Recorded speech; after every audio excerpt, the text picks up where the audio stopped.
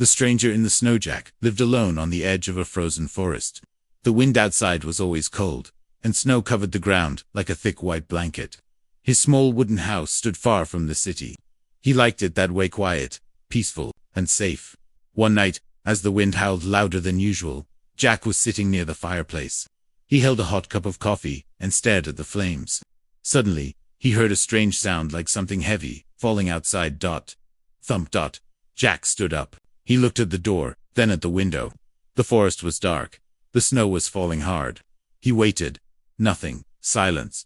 Then, again, thump. It was close. He put on his coat, grabbed his flashlight, and stepped outside. The cold air hit his face like a slap. Snow crunched under his boots. He moved slowly, pointing the light in front of him. Then he saw it. A figure in the snow. Lying face down, not moving. He rushed closer. It was a woman, but not human. Her skin was pale blue, her body thin and long. She had strange silver lines running along her arms, like tattoos. Her hair was white as snow, her eyes closed, and she was shaking from the cold. Jack hesitated for a moment, but only for a moment. He took off his coat and wrapped it around her. "Hey, are you okay? Can you hear me?" She didn't answer. He looked around. No one else. Just trees and snow. He lifted her up carefully. She was light, too light, like she hadn't eaten in days. He carried her back to his house. Inside, he placed her near the fire and wrapped her in blankets. Her breathing was weak. Jack boiled some water, made soup, and waited. Hours passed. Finally, her eyes opened. They were bright violet, glowing softly in the dark room. She looked around, then at him. Her eyes widened in fear. She tried to sit up, but her body was too weak. She fell back. "It's okay," Jack said, raising his hands. "You're safe. I found you outside. You were freezing." She didn't speak, just stared. Jack slowly moved the soup toward her. "Eat. You need food." She looked at the bowl, then at him again. After a moment, she took it. Her hands shook, but she ate quickly like she hadn't eaten in a long time. Jack smiled a little. "Good. Still." She said nothing. When she finished, she pulled the blanket tighter around her and looked at the fire. Her body stopped shaking. "You don't talk much, huh?" Jack said. Her eyes moved back to him. She opened her mouth. "You safe?" Jack raised an eyebrow. "Yes, I'm safe. And so are you." She nodded slowly. Then, to Jack's surprise, she whispered, "Mine." "Excuse me." She pointed to him. "Mine." Jack laughed nervously. "I think you're confused." But she didn't smile. She kept staring at him like he was something important, something she couldn't lose. Jack stood up. "Look, I'll call the city. They can help. Maybe someone is looking for you." Her eyes widened. "No," she said quickly. "No city. No call." Jack paused. Her fear looked real. "What happened to you?" he asked. She looked down. "Run. Hide." Jack didn't understand. From who? She didn't answer. That night, she didn't sleep in the extra room. She followed Jack everywhere. When he went to the kitchen, she followed. When he sat on the couch, she sat on the floor near his feet. When he went to bed, she curled up outside his bedroom door. Jack didn't know what to think. She was strange, but not dangerous. Scared, but strong in some strange way. He decided not to call anyone yet. Not until he knew more. He watched her sleep near the fire. Her breathing was soft now. She looked peaceful. But something told him this was only the beginning. Something was coming. Something was watching. And Jack had just stepped into a story far bigger than he ever imagined. Morning came. But the sky was still dark and cloudy. Snow fell quietly outside. Inside the cabin, the fire was low. Jack opened his eyes slowly and sat up in bed. She was there, sitting on the floor. Next to the door, her back straight, eyes watching him. "Did you sleep?" Jack asked. She blinked. "Once." He slept. Jack rubbed his face. "Yeah, that's usually what people do at night." She tilted her head. "You are people." He chuckled. "Yeah, I'm a human. Name's Jack." She pointed to herself. "Rhea," he repeated. "All right, that's progress." Jack stood and walked into the kitchen. He poured water into a kettle and lit the stove. Rhea followed, barefoot and silent. "Do you need something?" he asked. She didn't answer. Jack made tea and handed her a cup. She took it with both hands, sipped carefully, then followed him again, back to the fireplace. "You don't have to follow me around," he said. "You're safe now." She didn't stop. Jack sat on the couch. trying to ignore her stare. After a few minutes, he turned on the small radio on the shelf. A weak signal crackled in. This is Central Colony News. Snowstorms continue. Travel restricted. Stay indoors. Jack sighed. Looks like you're stuck here for a bit. Rhea's voice was soft. I stay. Jack looked at her. No, I mean you'll stay until you're better. Then we'll figure something out. Take you to the city. There's help there. Rhea's eyes narrowed. No city. No others. Jack frowned. Why? Are you in trouble? She looked away. They find me. Who? She shook her head. Bad ones. Took my people. I ran. Jack sat up straighter. You escaped. Rhea nodded. Her hands tightened around the teacup. They hunt. Always hunt. Jack felt a chill not from the cold, but from her voice. She wasn't just scared. She was running for her life. I don't know who you are, he said carefully, but I can't protect you forever. Someone's going to come looking for you. Maybe they already are. Rhea looked at him sharply. Then I protect you. Jack raised an eyebrow. What? I owe you, she said. You gave me warmth. Food. Life. Jack sighed. That's just being human. Rhea shook her head. No, that's rare. Later, Jack tried to contact the city again. He turned on the communicator, clicked through channels. This is Jack Ryder, calling from Sector 12. I've got a situation here. Found someone not local. Might need medics or security. A faint signal. Then static. Jack adjusted the antenna.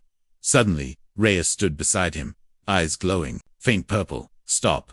Jack froze. Why? She stepped forward. The lights in the room flickered, and then the communicator died.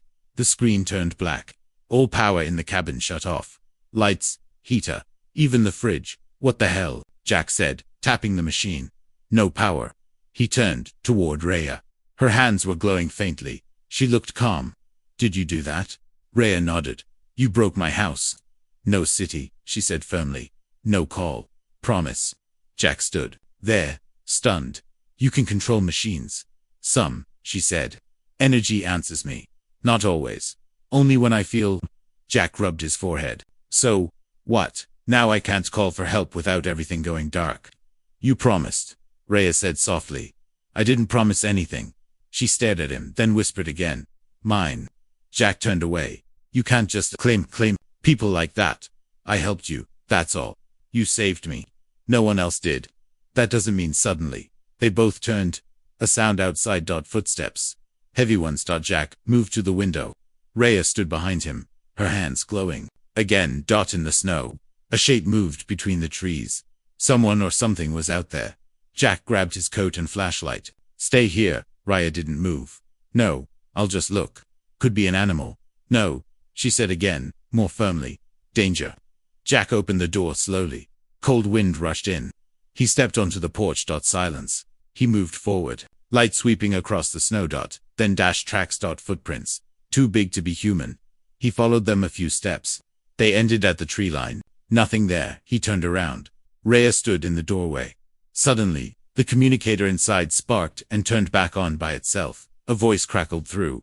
We know she's with you. Hand her over, and we won't burn your home.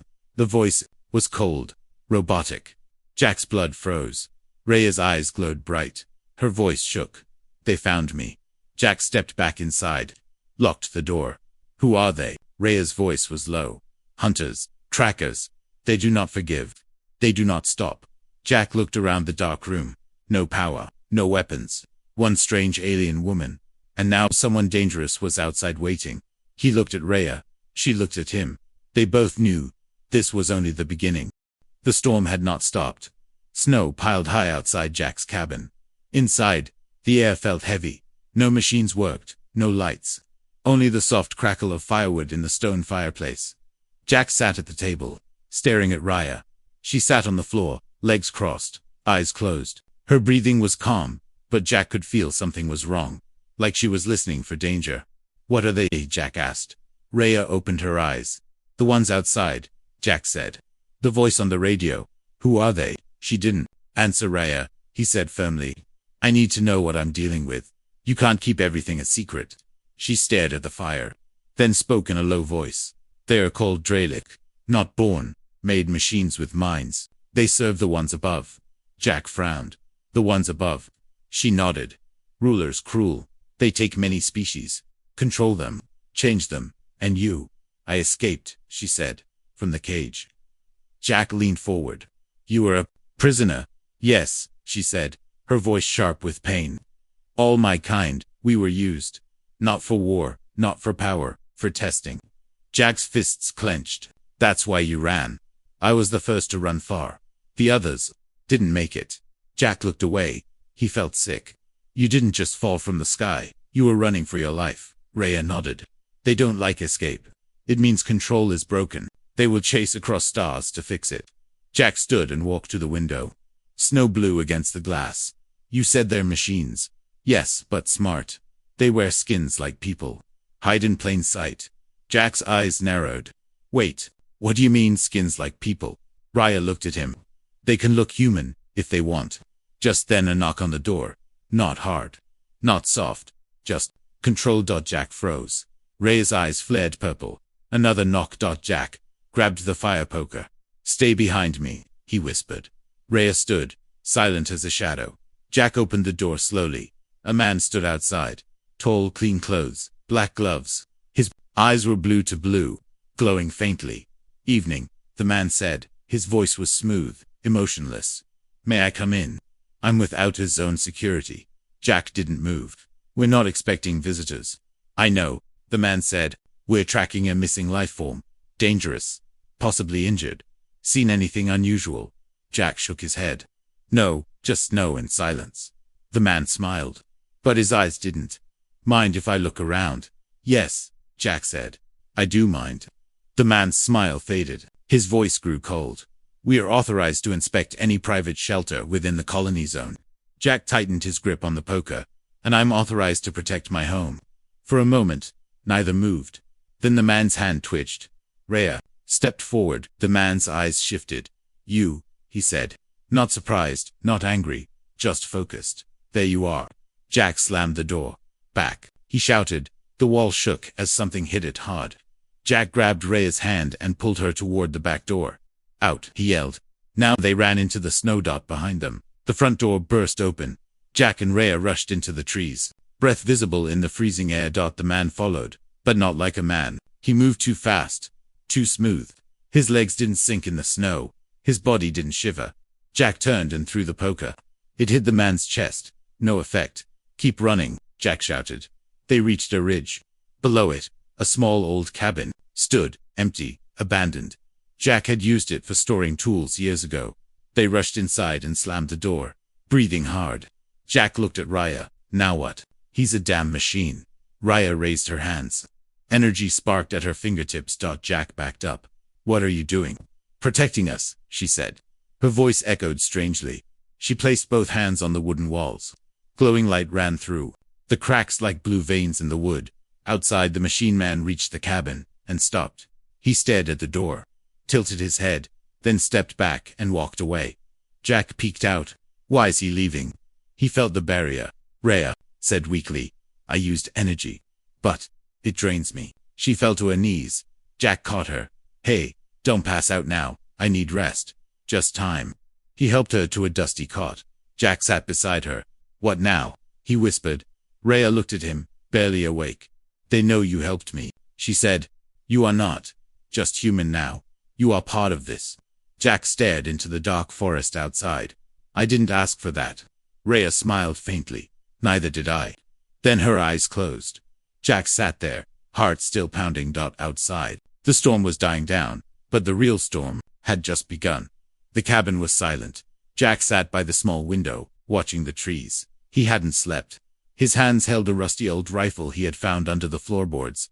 His father's hunting weapon. It hadn't been used in years, but it was something. Rhea was still weak. She slept on the cot in the corner, covered in an old blanket. Her skin looked dull now. Her glow faded. Jack stood and checked the door again. Still locked. Still quiet. Too quiet. Then a low humming sound began. Faint, like a whisper in the air. It grew louder, sharper. Jack stepped outside. Above the trees, a black ship hovered silent and smooth. No wings. No noise. Just floating. Watching, Jack's stomach dropped. They found us, Rhea said behind him. He turned. She stood at the door, swaying, her energy still low. How? Jack asked. They never stop, she said softly. They follow scent. Signal. Anything they want me back. Jack's voice was firm. They're not taking you. She looked up at him. You would fight them. I already am, he said. Minutes later, 3 figures dropped from the ship. They landed without sound. Black armor. No faces. Their movements were too perfect to smooth. Machines. Jack raised the rifle. Stay back. One of them stepped forward. A small glowing device in its hand. We do not wish to harm you. Human, it said in a flat, lifeless voice. Surrender. The stolen unit. Raya stepped beside Jack. I am not a unit. You were not given freedom, the machine said. I took it, Raya replied. Jack aimed. She stays. The lead machine tilted its head. Unwise. Then they moved. Fast. Jack fired. The shot hit one machine in the shoulder. It sparked, but didn't stop. The others rushed forward. Raya raised her hands. Light burst from her palms. A wave of blue energy pushed 2 of them back, but it drained her. She dropped to one knee. Jack swung the rifle like a bat, hitting the 3rd one in the head. Metal cracked, and it fell. But one machine got up. It grabbed Jack, lifting him by the neck. Human. Fragile.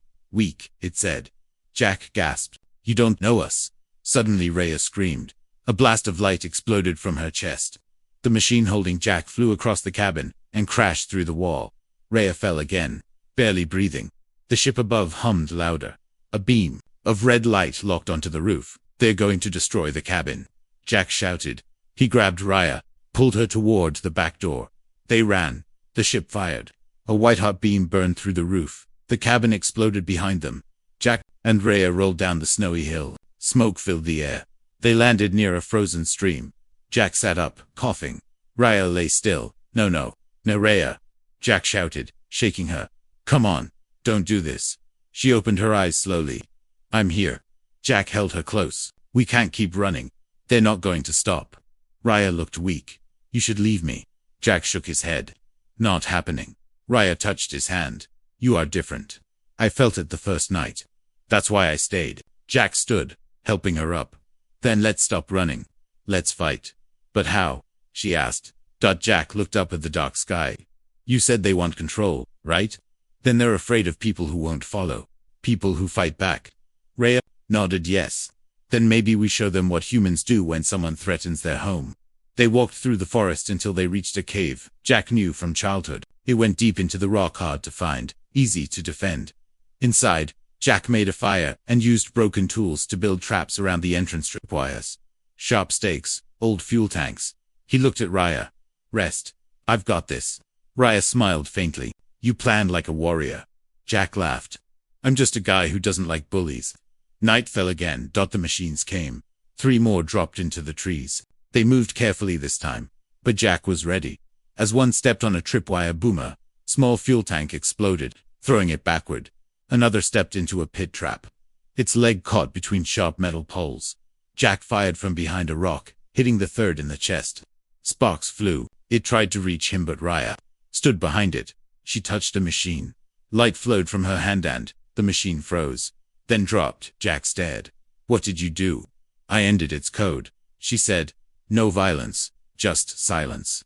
The last machine limped toward the ship, but Jack grabbed Raya's hand. Together, they faced it. Jack raised his voice. Tell your masters, she's not going back, and if you come again, we won't be running. The machine paused, then vanished in a flash of light. Taken by the ship above, the ship didn't attack again. It turned and left. Jack and Raya stood in the snow, breathing hard. They'll return, Raya said quietly. Then we'll be ready, Jack answered. She looked at him with new eyes. Not like a protector, but like an equal. They came for me, she said. Jack smiled. And now they'll remember who they messed with. The cave was quiet. Wind howled outside, but inside, the fire was warm. Jack sat beside Raya, both wrapped in old blankets. The last battle had left them tired physically and mentally. For now, they were safe. Jack stared into the flames. You said they won't stop. Raya nodded slowly. They don't understand stop. Jack rubbed the back of his neck. Then we need a plan. Something smarter than hiding in caves forever. Raya turned to him. We're connected now. He raised an eyebrow. Because of the light thing that marked. Jack looked down at his hand. A faint glow pulsed under his skin, just a small circle with strange symbols. It had appeared after Raya saved him the first time. What is it? He asked. It's a life link. Raya said softly. Rare among my kind. When one gives protection, the bond is formed. Jack sat back. So what does it do? Raya closed her eyes. We feel each other. Pain, emotion, sometimes thoughts. In danger, we can reach one another across great distances. Jack whistled. You mean like telepathy? Only in moments of truth, Raya said. The bond is not a tool. It's a connection. Jack gave a short laugh. You didn't tell me I was signing up for this. Raya smiled slightly. Neither did I. Later that night, Jack fell asleep beside the fire. And then, the dream came. But it wasn't like other dreams. He saw Raya standing on a black mountain, under a burning red sky. Around her were machines, hundreds of them. Ships filled the sky. Cities below were on fire. He saw Earth as Earth with the same red sky above it. Smoke covered the oceans. Towers crumbled. Raya turned to him in the vision. They are coming, she said. Jack woke up with a gasp. His shirt was wet with sweat. The fire had died down. Raya sat across from him, watching. You saw it, she whispered. Jack nodded slowly. The red sky. The cities burning. Earth. She closed her eyes. Part of the bond. You touched my memory. And something more. Jack leaned forward. That wasn't just your past. That was the future, wasn't it? Raya didn't answer. Jack stood. You said they chase you across stars. That they control many worlds. Sooner or later, they'll come to mine. Raya looked up at him. They already have. Jack froze. What? They watch Earth, Raya said. From far away. Not yet ready to take. But close. Very close. Jack ran a hand through his hair. Then we have to warn people. Tell someone. Military. Leaders. Anyone. Raya, look down. They won't believe you. Jack sat beside her again. Then we make them believe. She looked at him. You fight for others. Even when they don't know. Jack nodded. That's what being human means. The next day, they began to move. Jack fixed a broken radio from an old cabin nearby. With Raya's help, her strange energy sparking the circuits, it came back to life. He tuned it to open channels. Mayday. This is Jack Ryder, Sector 12. Alien contact confirmed. Hostile machines. This is not a joke. The only answer was static. Hours passed. Then a voice. Jack Ryder. Repeat your message. Over. Jack grinned. Finally, he explained everything well. Not everything. He left out the bond. The dreams. The glowing hand. But he told the truth about Raya, the machines, the attacks. The voice on the other side said they'd send a patrol in 3 days. 3 days, Jack said, turning to Raya. We just have to survive that long. Raya nodded. They'll come faster than that. That night, Raya grew quiet. Jack sat beside her, eating cold stew. You okay? She looked at him. There's something else. What? The bond. It grows stronger when we trust, and when we share pain. Jack raised an eyebrow. Are you saying you want to share pain? She shook her head. No, I want to share truth. She reached out and touched his hand. Jack gasped. Suddenly he was inside her memory. He saw her as a child, taken from her homeworld. He felt her fear, her confusion, her anger. He saw the cold white labs, machines cutting, testing, other children crying. He saw her first escape alone, bleeding, hiding in a dark ship. Then, he saw something else, a strange, tall being with eyes like fire watching Earth, from a great distance, planning, measuring, double quotes. I saw it, Jack whispered. The one behind all this. Raya nodded. They don't just want control. They want to break hope. Jack stood. Then we give them the one thing they can't take. What's that? Raya asked. Jack looked into the night sky. Us. The snow had stopped. Clear skies stretched above the frozen forest. But peace was a lie. Jack and Raya both felt it, the silence before the storm. They had 3 days. Maybe less. Jack had contacted the colony defense group. Help was on the way, but slow, cautious, and doubtful. They don't fully believe you, Raya said. Jack looked up from the map he had drawn in the snow. Yeah, I could hear it in their voice. They think I'm just another paranoid farmer. Raya sat beside him. Then we show them truth. That day, they hiked back toward the edge of the colony border. A small town called Silverreach sat there, mostly miners and traders. Jack had friends there. He hoped they'd listen. They reached the town before sunset. It was quiet, but lights were on. Smoke rose from chimneys. People were alive, working, unaware of the danger flying toward them. Jack knocked. On a metal door, it opened. A man with a thick beard stepped out. Jack Ryder. You're alive. Good to see you, Mason, Jack said. Mason's eyes moved to Rhea. Who's she? She's the reason I'm still breathing, Jack said.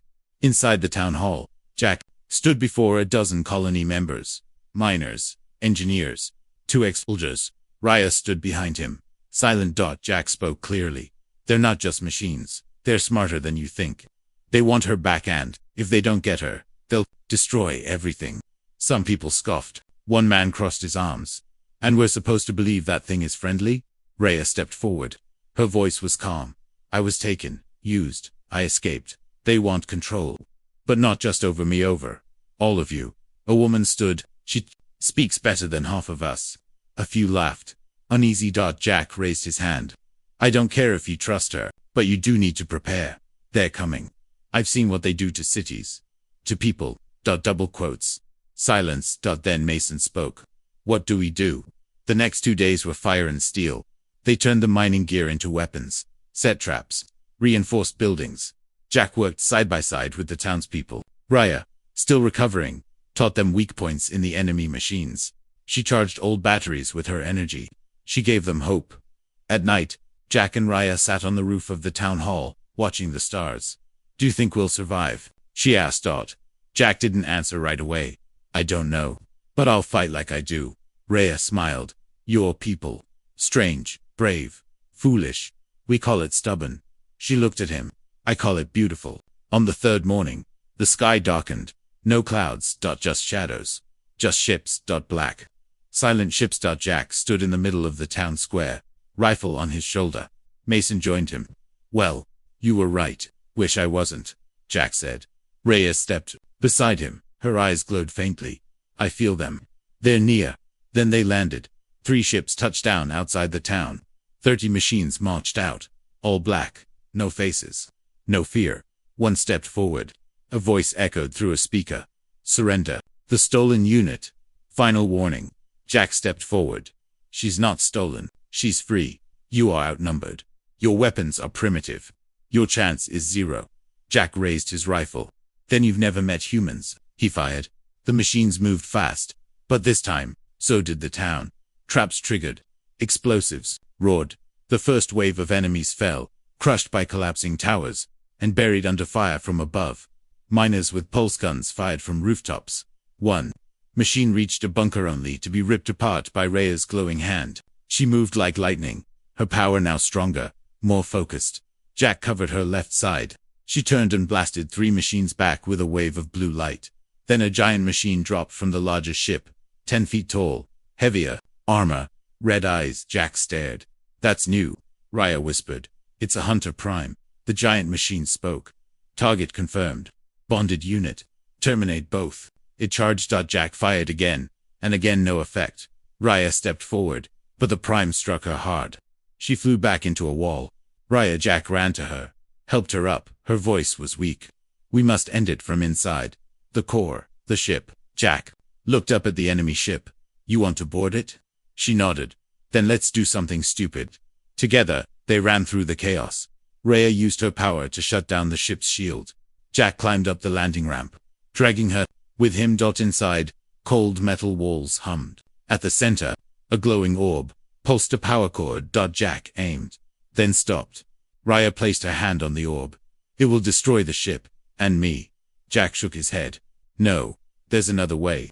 He placed his hand beside hers. The bond mark glowed bright, so bright it lit the ship's walls. Then, energy burst from their hands, a blinding wave. Outside, the ship cracked, machines fell, signals died. The giant machine froze, then collapsed. Silence. Silence. Back in the town. People stood, staring at the sky. The ships were gone. The machines were gone. Jack and Rhea walked out of the burning wreck, burned, bruised, but alive. The town cheered. Mason hugged Jack. You crazy fool. You did it. Jack smiled. Not alone. Rhea stood beside him, the bond between them glowing brighter than ever. The battle was over. Smoke drifted across the snow-covered field. Machines lay broken like twisted statues. The sky was quiet now. No more shadows. No more ships. Just peace. For now, Jack sat on the steps of the town hall, arms resting on his knees. His jacket was torn. His face was bruised. But he smiled. They had survived. Rhea stood nearby, her back to him, watching the horizon. The wind brushed her silver hair across her face. The glowing mark on her hand pulsed gently. Jack walked over to her. "You okay?" he asked. She didn't look at him. "I feel strange, lighter, like something heavy is gone." Jack nodded. That was fear. "You've been carrying it a long time." Rhea turned slowly. "You showed me something I never had." "What's that?" She stepped closer. "Choice." That night, the people of Silver Reach celebrated. Fires burned bright. Food was shared. Music played on old radios. Kids danced in the snow. Jack and Rhea sat near the edge of town, away from the noise. He looked up at the stars. "You know, I used to look at those lights and wonder what was out there." Rhea smiled softly. "Now you know." "Yeah," he said. "Turns out, what's out there isn't always friendly." Rhea's voice turned serious. "They'll come again. Not here, but somewhere. They never stop." Jack looked at her. "Then we'll be ready." Rhea hesitated. "You still want me to go?" Jack was quiet. He remembered how she had collapsed in the snow, starving, afraid. He remembered her tears, her strength, her fire. "You don't have to go," he said. "Not if you don't want to." Her eyes shimmered. "Even after all of this, especially after all this." She reached for his hand. "Then I won't let go," he smiled. "Good, because neither will I." In the following weeks, word spread. Other colonies began listening. Reports of strange ships, missing scouts, broken machines found in the wild all confirmed what Jack and Rhea had said. The government sent envoys to Silverreach. They interviewed Jack, took photos of the machines, examined the wrecked ship. They asked many questions, but one answer remained the same. Earth was not alone anymore. Jack built a new cabin just outside the town, this time with solar panels, reinforced walls, and a proper bed. Rhea helped design the layout. She drew strange symbols in the wall's energy markers. She called them, in case they return. Some nights, Jack caught her staring at the stars. "You miss your people?" he asked. "I miss what we were before the cages," she replied. "But I don't feel lost anymore." Jack looked at her. "You're home now," she smiled. "I am." One afternoon, Rhea brought Jack an old datapad she had recovered from the wrecked ship. "There's something I want to show you." She powered it up with her hand. The screen flickered. A map appeared, stars, planets, systems. "This is where they've gone," she said. "Worlds they've taken. Places still fighting." Jack stared at the blinking dots. "That's a lot of red." "Yes," Rhea said. "But now, there's one green light." She pointed to Earth. Jack leaned back. "So what do we do?" Rhea looked at him. "We help." He laughed. "Help, you and me." "Why not?" she said. "You're stubborn. I have powers. Together we survived the first attack. We can help others." Jack stared at the screen again. "Do you really think we could make a difference?" She nodded. "You already did." Months passed. Jack and Rhea became symbols, proof that the machines could be fought, that kindness, not weapons, had turned the tide. More people joined the cause. Scientists, soldiers, survivors. Rhea taught them what she knew. Jack trained them to stay human. One morning, a ship landed outside the town. Not a machine, a new one. Human-built. Fast. Strong. A commander stepped out. "We're starting a resistance," she said. "We need people who know the truth. Fighters. Leaders." Jack looked at Rhea. She didn't speak. She didn't need to. They both knew the answer.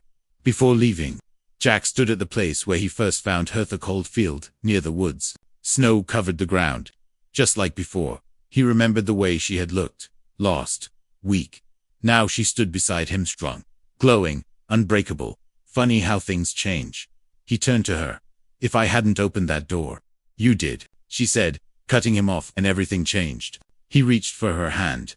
The bond pulsed. Not just light anymore, but purpose. They boarded the ship. Together. Not as strangers, not as survivors, but as something new. A human and an alien. A farmer and a weapon. Two hearts. One bond. And a message for the stars. "We're not afraid of you. We don't give up. We protect what's ours. We are human."